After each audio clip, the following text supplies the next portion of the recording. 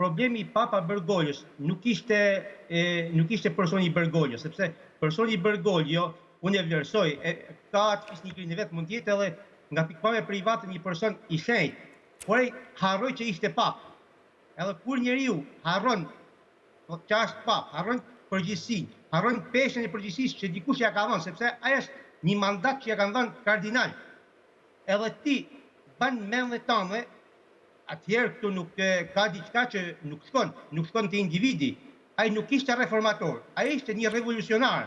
Por me bën revolucion brenda kishës, sepse kisha nuk është e Paps, Papa është vikari, është domethënë zëvendësi i Krishtit i tokë. Kishën e drejton Krishti, sepse nuk po të ishte nuk jeton një institucion 2000 vjet, sepse është domethënë është dimensioni më natyror që e drejton kishën. Nuk e drejton Papën, dhe identiteti i Papës është krejt i thjesht, një njeri që ka dashni për doktrinën.